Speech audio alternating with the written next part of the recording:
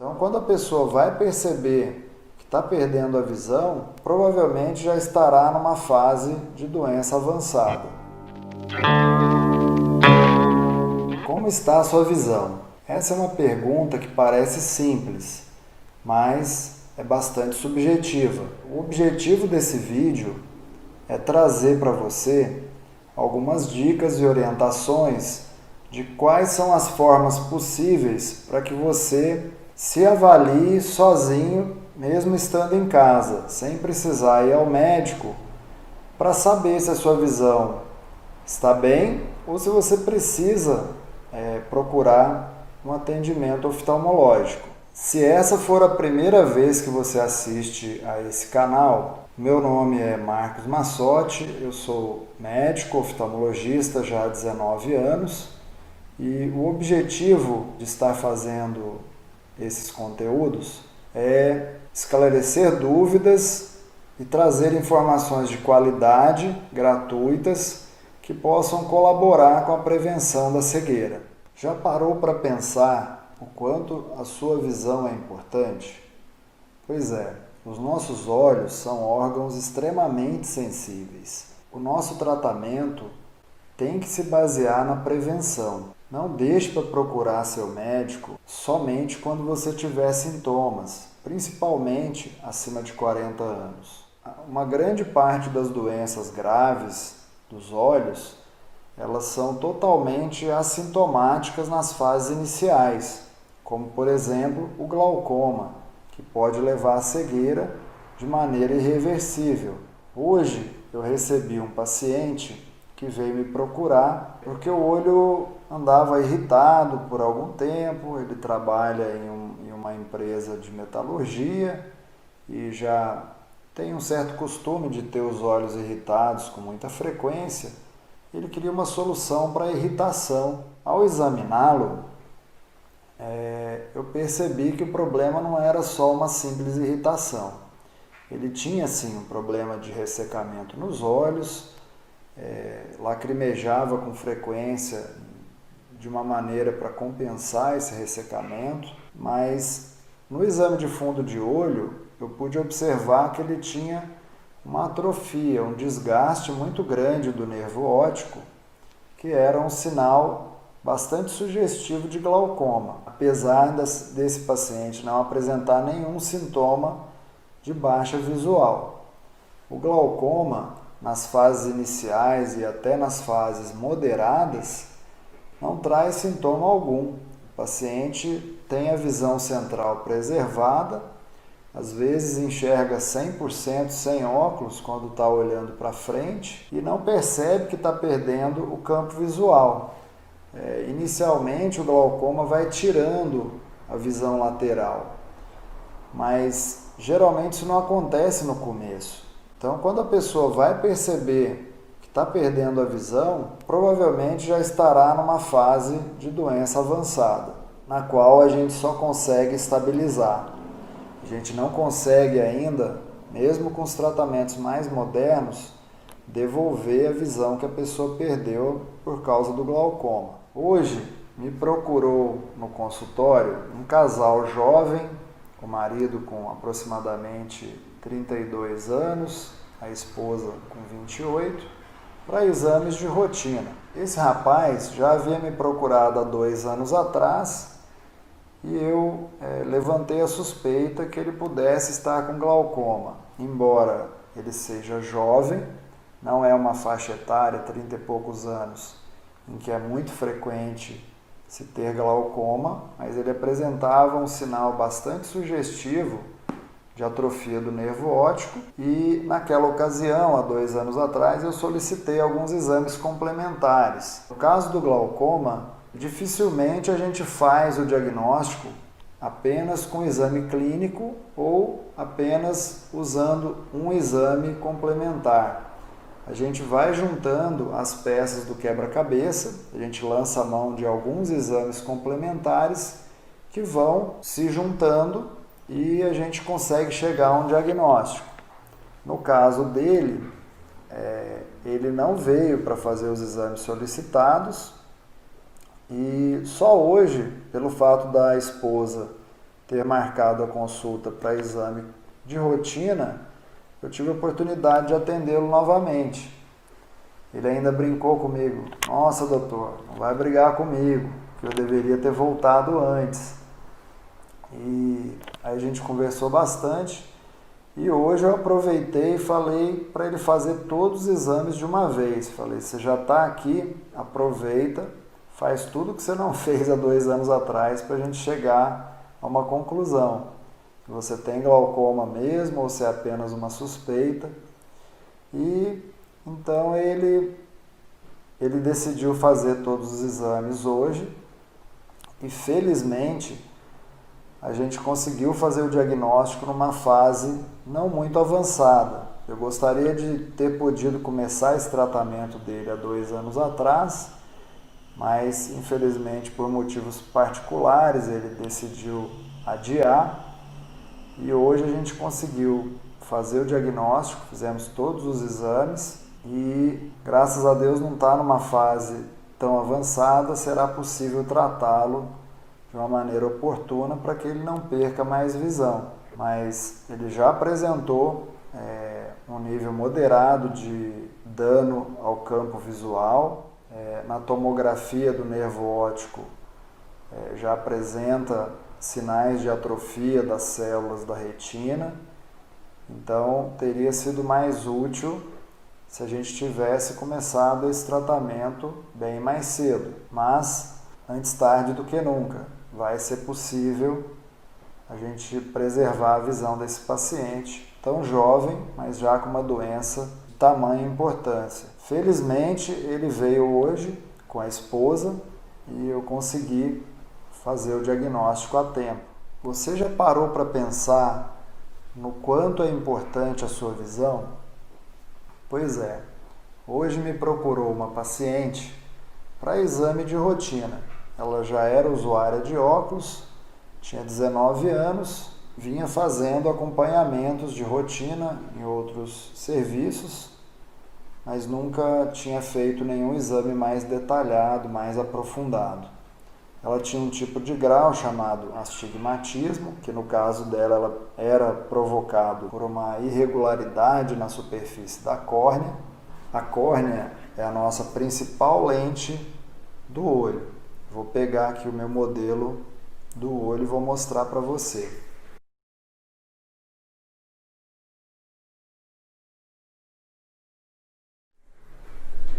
Essa é a córnea. Toda essa estrutura que fica bem na parte da frente do olho. A córnea nada mais é do que uma lente, né? Como se fosse uma lente do óculos. Ela tem uma curvatura determinada, ela tem uma espessura determinada. As córneas normais têm aproximadamente entre 38 e 44 graus, a gente chama de dioptrias, né? Esses entre 38 e 44 dioptrias determinam essa curvatura. E aproximadamente a espessura central da córnea normal é entre 500 micra e 550 micra, ou seja, meio milímetro de espessura. A maioria dos astigmatismos, que são alguns tipos de grau, a maioria das vezes corrigidas pelo óculos, o astigmatismo geralmente é gerado pela irregularidade na superfície da córnea. A córnea pode apresentar algumas distorções e gerar o aparecimento desse grau. Isso vai fazer com que a imagem, ao entrar no olho, sofra distorção e forme aqui na retina mais de um ponto focal. Vai ter uma imagem distorcida. Então essa paciente me procurou no consultório hoje com um problema de astigmatismo. Ao examiná-la, eu observei que mesmo com o uso de óculos, a visão não chegava a uma quantidade satisfatória. Ela conseguia alcançar no máximo 70% de visão, mesmo com o grau novo colocado no exame de óculos, que a gente chama de refratometria. A gente utiliza esse aparelho aqui que vocês estão vendo, que é o refrator, e faz uma série de outros exames prévios para determinar o grau da paciente. ela não atingia uma visão satisfatória. E eu resolvi submetê-la a um exame mais aprofundado, mais detalhado da córnea, que é uma tomografia do segmento anterior, chamado Pentacam. Esse aparelho traz uma tecnologia em que a gente consegue fazer cortes tomográficos virtuais pegando todo o segmento anterior do olho. A gente pega toda essa parte, desde o limite entre a parte branca, que é a conjuntiva, e a córnea, que é esse contorno aqui. Então o aparelho faz uma varredura de todo esse segmento. E a gente consegue ter cortes virtuais seccionando a córnea em vários pedacinhos. E com isso fazer um estudo para saber se o formato da córnea, se a espessura da córnea está dentro do limite normal para aquela idade, para aquele sexo, levando em consideração estatísticas mundiais. Então essa paciente foi examinada através do Pentacam, que constatou uma doença chamada ceratocone. O ceratocone é uma doença do colágeno que provoca deformação na córnea. A córnea passa a apresentar graus de astigmatismo muito altos, a córnea fica muito distorcida e o paciente, mesmo com óculos, não atinge uma visão adequada. Felizmente, a paciente nos procurou numa fase moderada da doença. Será feito um acompanhamento com intervalos mais curtos. Eu propus para ela que fizesse um acompanhamento trimestral, através de um exame clínico bem detalhado. E vamos repetir o exame de Pentacam a cada 3 meses para observar a evolução da doença. Se essa doença piorar, nós temos tratamentos modernos que conseguem estabilizar e até melhorar a curvatura da córnea para que ela consiga enxergar de maneira correta. Os nossos olhos são órgãos extremamente delicados e sensíveis. É de suma importância que você procure o oftalmologista com frequência e que o seu diagnóstico seja feito o mais precoce possível. Na maioria das doenças oculares, a gente consegue ter um resultado muito melhor quando a gente atua precocemente. Algumas doenças, como por exemplo o glaucoma, se a gente atuar precocemente, a gente consegue estabilizar ou até mesmo interromper a evolução da doença. Ao passo que se você não tratar precocemente, as perdas ficarão. A gente apenas vai conseguir estabilizar a doença. A grande ideia é tratar precocemente para agir de maneira preventiva. Nos casos de hipermetropias em crianças pequenas, pode existir uma diferença de grau entre os dois olhos. Diferenças maiores que 1,5 grau podem fazer com que crianças pequenas não desenvolvam o olho de pior visão, desenvolvendo um problema chamado ambliopia. Então, se você desmontar o olho, aquele olho mecanicamente, estruturalmente, não tem um defeito específico. A simples diferença de grau entre um olho e outro pode gerar uma falta de desenvolvimento sensorial na parte do cérebro que comanda aquele olho. Hoje eu peguei um paciente com 50 anos. Eu já venho acompanhando esse paciente há mais ou menos uns 15 anos. Mas, infelizmente, quando eu o vi pela primeira vez, ele já era adulto. Ele apresenta uma hipermetropia no olho direito de 1,5 grau e no olho esquerdo ele tem 4 graus. Essa diferença de grau, que a gente chama de anisometropia, gera uma dificuldade no desenvolvimento sensorial daquele olho. Então, se você olhar, examinar, o olho esteticamente é perfeito, o fundo de olho é perfeito, as estruturas oculares não tem nenhum defeito visível. Mas essa diferença de grau provocou uma falta de desenvolvimento sensorial naquele olho. Então ele apresenta uma visão normal no olho direito, que tem 1,5 grau, uma visão de aproximadamente 98%. E no olho esquerdo ele tem uma visão de 20%. Mesmo colocando todo esse grau, mesmo ele usando um óculos forte de 4 graus, você consegue fazer com que a imagem chegue até a retina, mas da retina até o cérebro existiu uma falta de desenvolvimento sensorial. O ideal era que esse paciente tivesse sido atendido antes dos 2 anos de idade, porque com isso a gente teria feito esse diagnóstico precoce e teríamos conseguido estimular esse olho com o uso de oclusão, o uso de óculos, tampão, para que esse olho não ficasse preguiçoso, digamos assim. Didaticamente falando, a gente costuma falar que o olho é preguiçoso, mas na verdade esse olho não foi estimulado da maneira como deveria ter sido e principalmente não foi tratado precocemente. Agora, na fase adulta, ainda existem poucos recursos disponíveis para o tratamento da ambliopia, que é essa dificuldade de visão decorrente da diferença de grau. No caso do astigmatismo, é um tipo de grau que geralmente é benigno. O astigmatismo, na maioria das vezes, é decorrente de irregularidade na superfície da córnea, gerando distorção visual. Nem sempre o astigmatismo pode ser benigno. Existem doenças que acontecem em jovens, por exemplo, o ceratocone, que provoca uma distorção no formato da córnea e gera astigmatismos cada vez mais altos. E muitas das vezes evolui de uma maneira que nem com óculos a pessoa consegue enxergar.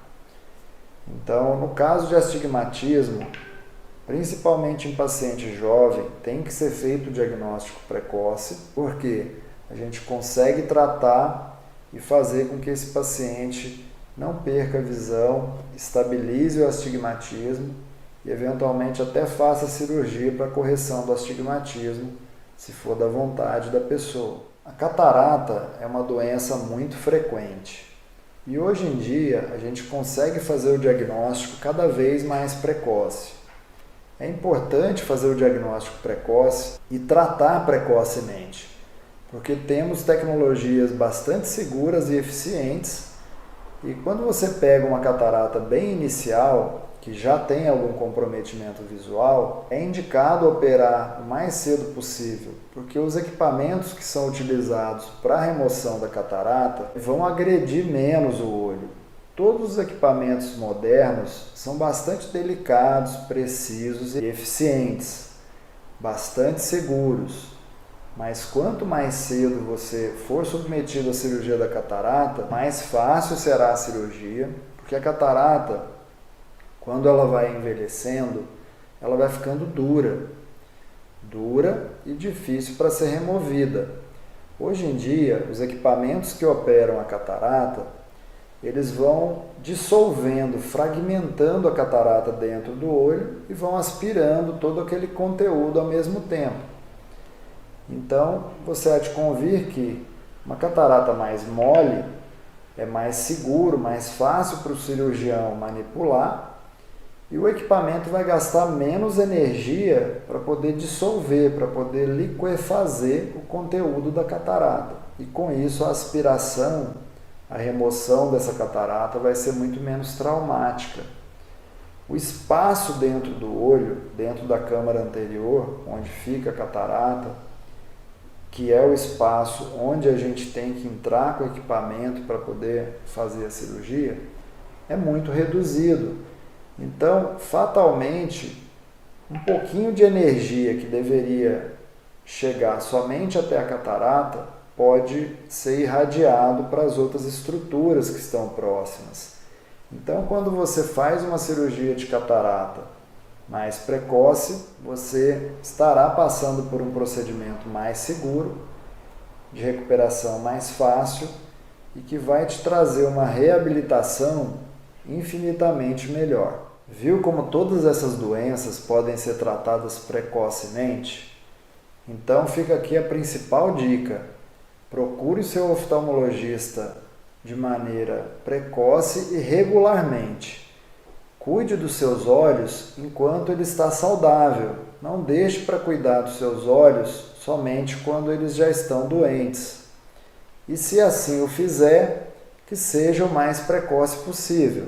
Já parou para pensar o tanto que os nossos olhos são importantes para nós? Pois é, muita gente não toma o devido cuidado com esse órgão extremamente sensível. Os nossos olhos são como extensões do nosso cérebro, só que eles ficam desprotegidos, né? Dentro do nosso tórax nós temos o coração, o pulmão protegido pelos ossos, pelos músculos.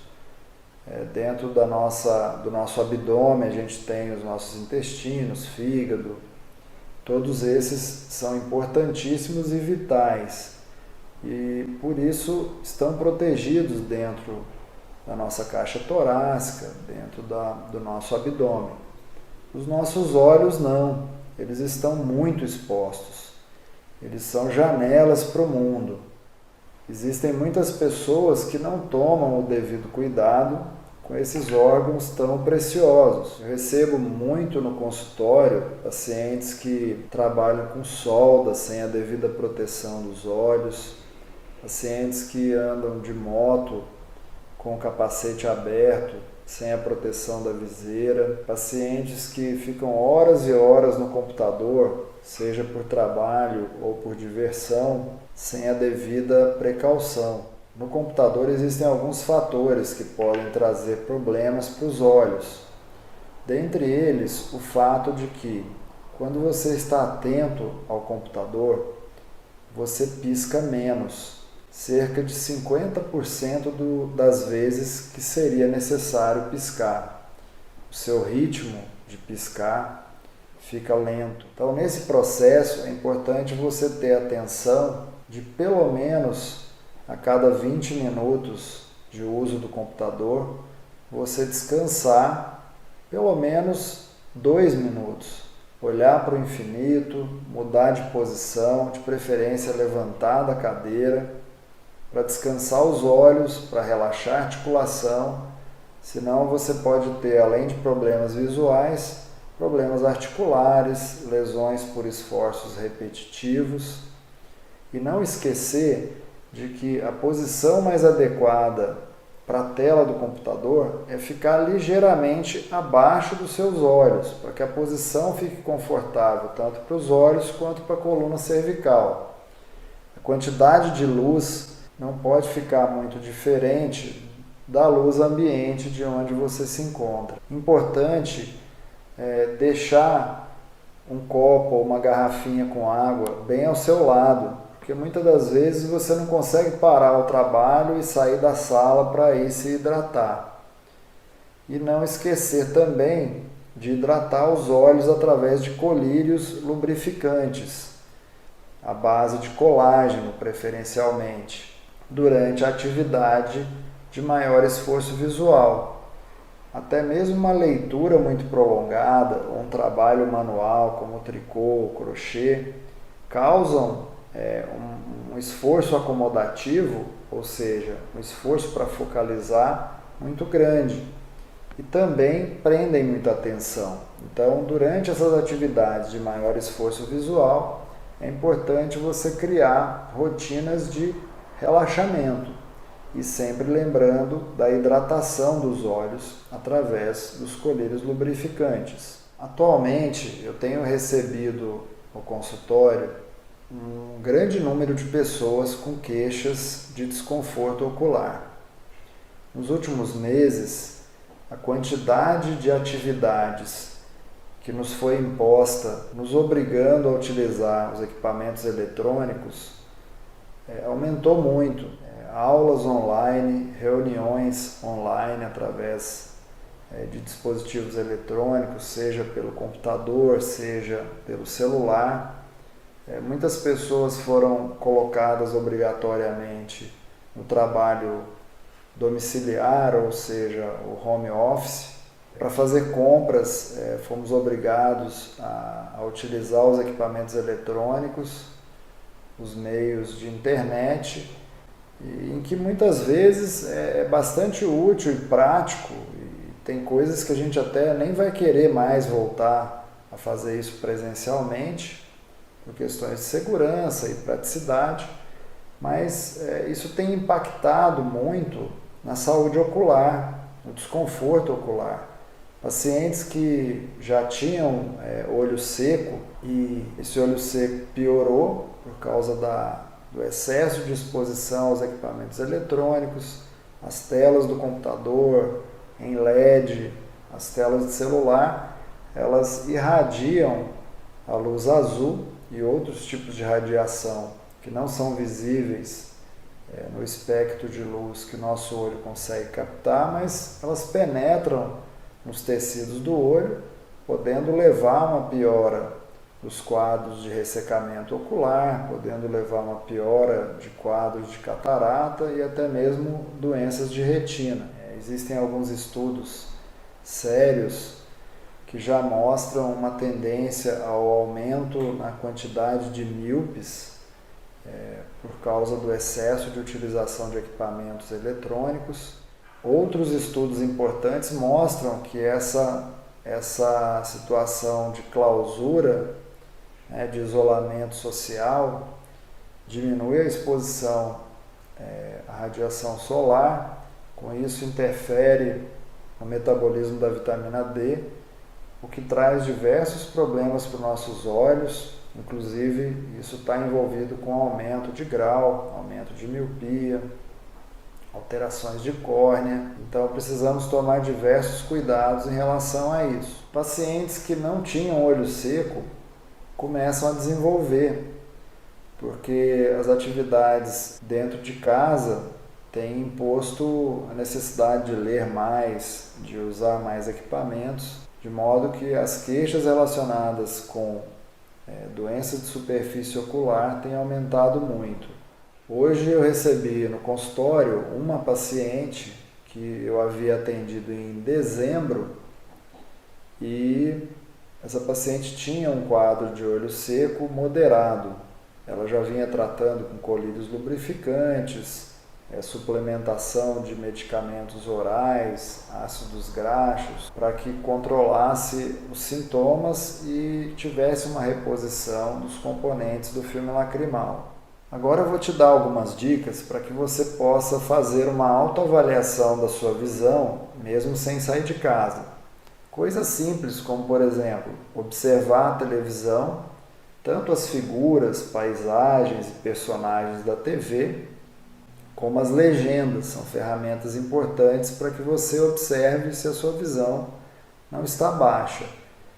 Existem pessoas que têm doenças graves na visão e que precisam de uma avaliação, pelo menos trimestral, e eventualmente podem não conseguir ir ao médico com essa frequência, por motivos particulares ou atualmente pelo isolamento social. Algumas pessoas, por motivos de segurança, precisam estar em casa. Problemas de retina, por exemplo, como a degeneração macular, ela pode ser percebida inicialmente através de uma distorção visual. As linhas que eram retas passam a ficar tortuosas. Como que você pode fazer para observar isso? Se você tem degeneração macular, precisa observar, por exemplo, a borda da televisão, a borda da tela da televisão. Procure observar sempre numa distância fixa, comparando sempre um olho com o outro. E se você usar óculos, se tiver problema de grau, essa avaliação, essa forma de medir a sua visão tem que ser feita de óculos. E com isso você vai ter um referencial, sempre na mesma distância, aproximadamente entre 4 e 6 metros de distância. Observe também quadros que estejam na parede, observa a moldura dos quadros, o portal da sua porta, se ele continua reto ou se ele já está apresentando alguma tortuosidade. E, de novo, sempre de óculos e sempre de maneira comparativa. Porque se você fizer isso com os dois olhos abertos, um olho pode estar compensando o outro e você perdeu o parâmetro da sua avaliação. Já para a avaliação da visão de perto, você tem diversos recursos, né? Os livros, hoje em dia os celulares, os computadores, você consegue analisar a visão de perto como está. Se houver alguma mudança, aí sim você precisa urgentemente procurar um oftalmologista da sua confiança. Uma coisa importante também é que tem aumentado muito as queixas referentes a problemas na superfície ocular. Vários pacientes ligam ou às vezes passam mensagens para a clínica, muitas das vezes no meu celular pessoal, dizendo que estão com dores oculares. A grande maioria das dores oculares está relacionada ao ressecamento ocular.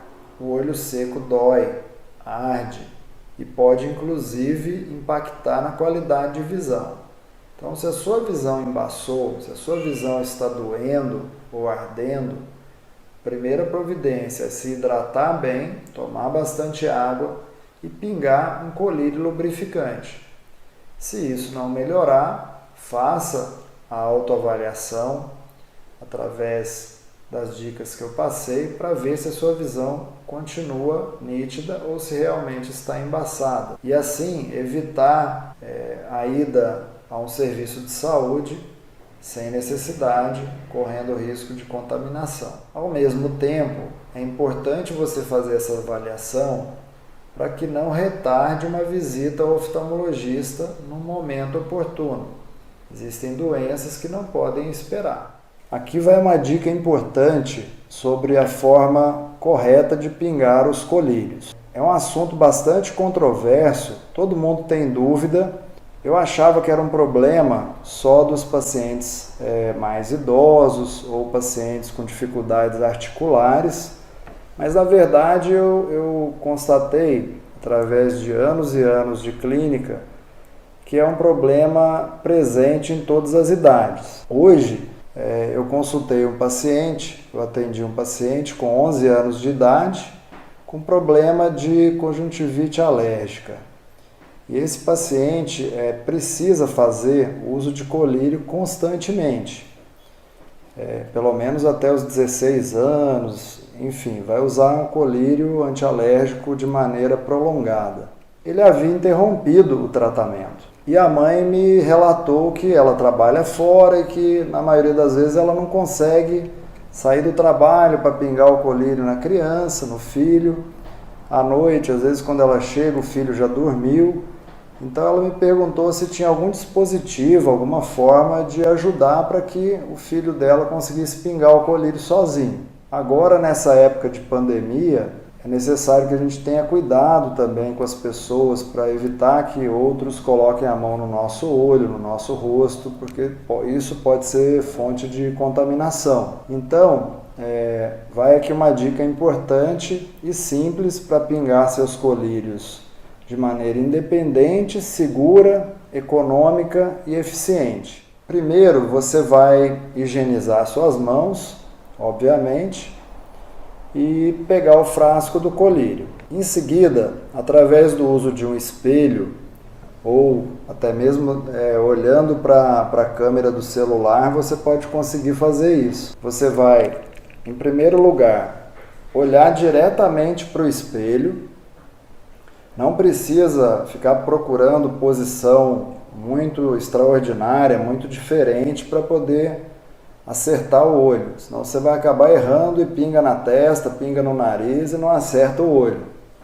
Então, olhando diretamente para o espelho, com uma das mãos você vai abaixar a pálpebra inferior e vai aproximar o colírio olhando para frente. Então você está vendo exatamente aonde que está caindo a gota. Olhando para o espelho, você vai apertando o colírio e a gotinha vai no lugar exato que precisa pingar. Do outro lado, ou você faz com a mesma mão, como eu fiz, ou você usa o indicador do outro lado, da mesma forma, olhando para o espelho, você aproxima o biquinho do colírio sem encostar e vai apertando até a gotinha aparecer. Na hora que a gotinha cair, ó, já está no lugar certo, que é o terço lateral da pálpebra. O local adequado de você pingar a gotinha é na parte do lado da orelha. A gente chama de terço lateral, não aqui no cantinho. Tem muita gente que pinga no cantinho e aí o colírio já escorre, nem é absorvido. Então o ideal é que você pingue no lado de fora, porque aí tem todo esse trajeto para ele fazer antes dele escorrer, antes dele sair do seu olho. E logo após pingar o colírio, você deve fechar o olho suavemente, como se fosse dormir, e contar até 10. É o tempo suficiente para o colírio absorver e fazer o efeito que ele tem que fazer. Eu queria te agradecer pelo seu interesse na saúde ocular e na prevenção da cegueira. Se ficou alguma dúvida ou alguma sugestão de algum conteúdo do seu interesse, deixa aqui embaixo nos comentários que eu irei responder. E até a próxima!